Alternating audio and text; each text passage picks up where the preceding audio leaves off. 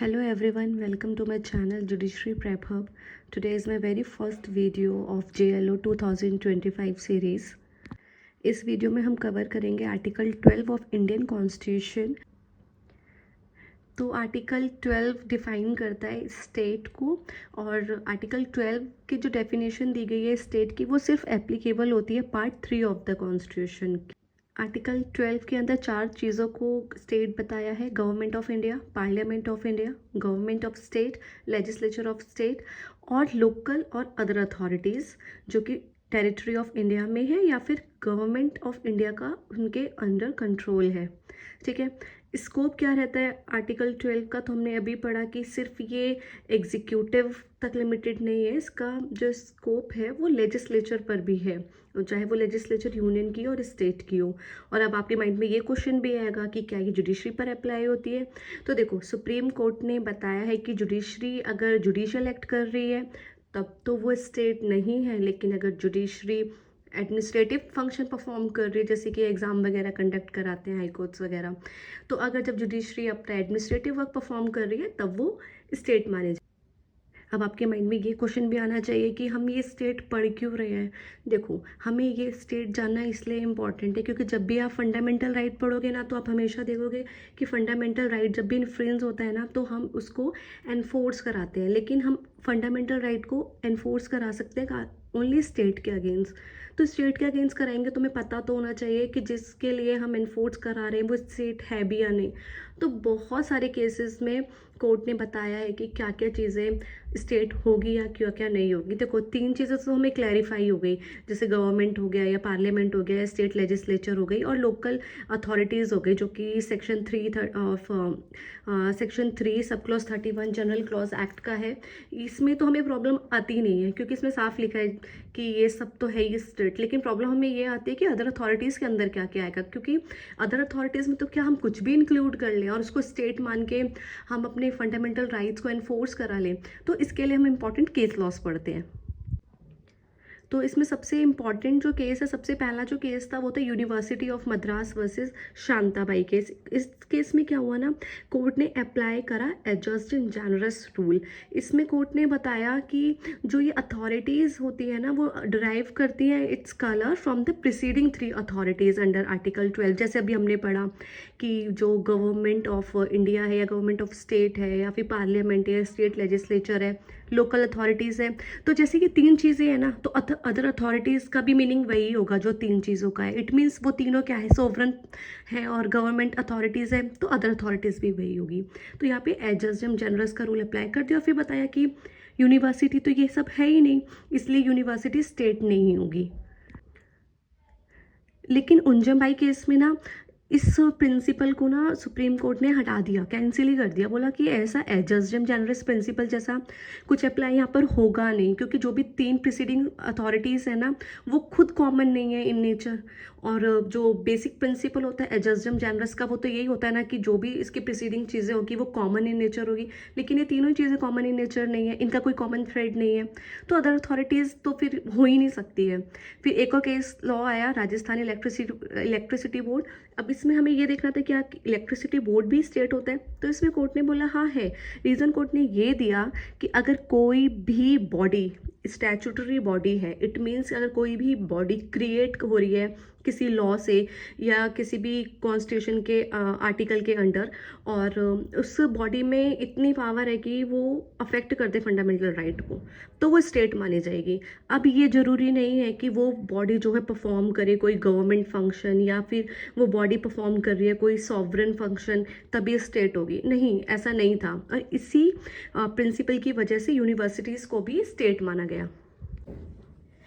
फिर एक important case law आता है सुखदेव सिंह। इसमें पूछा गया कि LIC, ONGC, IFC क्या ये भी स्टेट है? तो कोर्ट ने बोला हाँ ये भी स्टेट है। इसका भी वही रीज़न दिया क्योंकि ये जो भी कॉरपोरेशन है वो एक स्टैचू के अंदर क्रिएट किया गया, और जो भी स्टैचूटरी कॉरपोरेशंस होती हैं वो सारी स्टेट होती हैं। फिर एक इम्पॉर्टेंट केस आया रमना शेट्टी। इसमें इंटरनेशनल एयरपोर्ट अथॉरिटी स्टेट है या नहीं है, कोर्ट ने बोला ये भी स्टेट है। रीज़न ये दिया क्योंकि ये एयरपोर्ट अथॉरिटी के एक्ट जो है 1991 उसके अंदर तो क्रिएट हो रही है, जो कि एक पार्लियामेंट्री एक्ट है। साथ के साथ इसमें जो सेंट्रल गवर्नमेंट है ना, वो इसकी अपॉइंटमेंट करती है, जो उसके चेयरमैन होते हैं, उसके अदर मेंबर्स होते हैं, और सेंट्रल गवर्नमेंट ही फंड देती है इस अथॉरिटी को। तो इसलिए कोर्ट ने फोकस नहीं किया कि ये जो बॉडी है वो सोवरन फंक्शन परफॉर्म कर रही है या नहीं, बल्कि कोर्ट ने फोकस किया कि जो गवर्नमेंट का कंट्रोल है वो किस डिग्री का है, और जो फाइनेंशियल असिस्टेंस दे रहे हैं वो कैसा है। और यहाँ पर कोर्ट ने एक टर्म यूज़ किया कि ये जो अथॉरिटी है ना, ये एक इंस्ट्रूमेंट है और एक एजेंसी है स्टेट का, जो कि फॉल कर रहा है अदर अथॉरिटीज़ के अंदर। फिर उसके बाद सोम प्रकाश केस है। It is one of the most landmark case and leading case law, where 5 principle were laid down to determine whether an authority or body is a state और नॉट। तो 5 चीज़ें अगर हैं तो हम मान लेंगे कि वो स्टेट है। अगर फाइनेंशियल जो रिसोर्सेज हैं स्टेट वो प्रोवाइड कर रहा है, और जो उसका फंक्शनल करेक्टर है वो गवर्नमेंटल है इन एसेंस, और जो उसकी प्लीनरी कंट्रोल है वो गवर्नमेंट के पास है, मतलब जो भी एब्सोल्यूट कंट्रोल है, डायरेक्ट कंट्रोल है, वो गवर्नमेंट के पास है। या फिर गवर्नमेंट की कोई भी ऐसी एक्टिविटी थी जो वो प्रायर हिस्ट्री में कर रहे थे, वही फिर हैंड ओवर कर दी गई न्यू बॉडी को। फिफ्थ बात करता है कि if there is element of authorities or command, तो अगर ये पांचों चीज़ें हैं तो that particular authority and that particular body will be state. So, by applying this principle, court held that Bharat Petroleum Incorporated under Companies Act is instrument or agency of the state. Ajay Hasia is also one of the leading cases where court held that this is not determining test whether body is created by or under statute, but whether body is acting as instrumentality or agency of the state. If yes, then such body is a state. इसमें basically court ने ये held किया कि determining test ये नहीं होता है कि क्या कोई भी बॉडी जो है क्रिएट हो रही है किसी स्टैट्यूट के अंदर, बल्कि कोर्ट ने ये बोला है कि कोई भी डिटरमाइनिंग टेस्ट वो होता है जब हम ये डिसाइड करते हैं कि कोई बॉडी जो है वो इंस्ट्रूमेंट या एजेंसी है स्टेट की, और अगर वो है तो फिर उसको हम स्टेट मानेंगे। और इसके अंदर 6 डिटरमाइनिंग टेस्ट बताए कि जो भी मतलब बॉडी है वो उसका जितना भी कैपिटल है वो गवर्नमेंट प्रोवाइड कर रही है, और फाइनेंशियल असिस्टेंस भी गवर्नमेंट दे रही है, मोनोपोली जो स्टेटस है उसको स्टेट प्रोटेक्ट कर रहा है, और स्टेट का ही कंट्रोल है उस पर deep and pervasive. It means कि कोर्ट का जो इसमें कंट्रोल है वो डायरेक्ट कंट्रोल है, और जो फंक्शन कर रही है कॉरपोरेशन वो एक पब्लिक इम्पोर्टेंस का है और गवर्नमेंटल फंक्शन कर रही है, या फिर जो डिपार्टमेंट है गवर्नमेंट का उसको ट्रांसफ़र कर दिया है किसी कॉरपोरेशन को। तो और इसी डिटरमाइनिंग टेस्ट को देखते हुए फिर सुप्रीम कोर्ट ने हेल्ड किया कि जो इंजीनियरिंग कॉलेज है ना वो भी स्टेट है, क्योंकि रीज़न वही है, यहाँ पे फंड भी गवर्नमेंट दे रही थी और कंट्रोल भी स्टेट का था। बाकी प्रदीप कुमार विश्वास में CSIR को भी स्टेट बोला गया। रीज़न वही है कि 100% गवर्नमेंट फंड दे रही है। जी टेलीफिल्म्स में BCCI को स्टेट नहीं माना गया क्योंकि गवर्नमेंट का कोई फंड नहीं था, गवर्नमेंट कोई कंट्रोल नहीं कर रही थी। बिनी लिमिटेड में प्राइवेट कंपनी को स्टेट नहीं माना गया। रीज़न वही है कि कोई भी फंक्शन परफॉर्म नहीं कर रही है।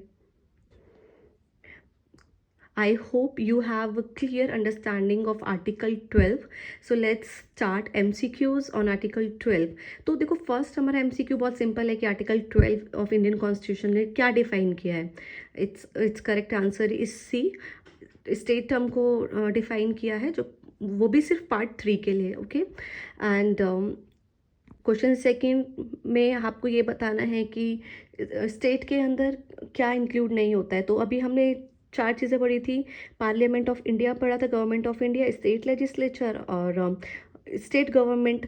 तो तीनों चीज़ तो इसमें फॉल करेगी, बट फॉरेन गवर्नमेंट्स नहीं है। देखो मैंने आपको एक चीज़ अभी और बताई थी कि अब इसमें हाई कोर्ट भी डाल दिया गया है, तो इसमें हमें देखना है कि बेस्ट आंसर क्या रहेगा, क्योंकि हमने पढ़ा जुडिशरी अगर जुडिशियल एक्ट करती है ना तब तो स्टेट नहीं होती है, लेकिन जुडिशरी अगर एडमिनिस्ट्रेटिव वर्क करती है तो स्टेट होती है। लेकिन यहाँ पर हमें बेटर ऑप्शन चूज़ करना है, इवन बेस्ट ऑप्शन चूज़ करना है, तो यहाँ पे करेक्ट आंसर डी रहेगा, क्योंकि फॉरेन गवर्नमेंट की तो बात ही नहीं हो रही है। ठीक है, इसका तीसरा जो क्वेश्चन है वो ये है कि किस केस में ये हेल्ड किया गया था कि जो स्टैट्यूटरी बॉडीज़ होती है वो भी आर्टिकल 12 के अंडर आती है। तो अभी हमने पढ़ा था राजस्थान स्टेट इलेक्ट्रिसिटी बोर्ड है, उसमें बताया गया था कि अगर कोई बॉडी स्टैच्यूट क्रिएट कर रहा है तो वो भी स्टेट में आएगा।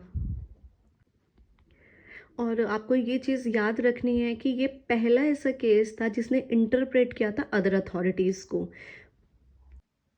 क्वेश्चन 4 में ये है कि वो कौन सा केस है जिसमें 6 टेस्ट बताए गए थे डिटरमाइन करने के लिए कि कोई भी बॉडी जो है वो इंस्ट्रूमेंट है या एजेंसी है स्टेट की। तो इसका करेक्ट आंसर है बी, अजय हासिया वर्सेस खालिद मुजीब में बताया था कि कोई भी बॉडी इंस्ट्रूमेंट है या एजेंसी है स्टेट की, उसके लिए 6 टेस्ट बताए हैं। फिर क्वेश्चन ये है कि इनमें से कौन सा स्टेट नहीं है, तो बीसीसीआई स्टेट नहीं है क्योंकि ना गवर्नमेंट फंड कर रही थी ना ही गवर्नमेंट कंट्रोल कर रही थी। क्वेश्चन 6 है कि जो अदर अथॉरिटीज़ है आर्टिकल 12 में वो क्या क्या इंक्लूड करती है, तो अदर अथॉरिटीज़ इसमें आंसर है इसका सी, वो बॉडीज़ जो स्टैट्यूटरी और गवर्नमेंट के कंट्रोल में होती है वो अदर अथॉरिटीज़ होती है।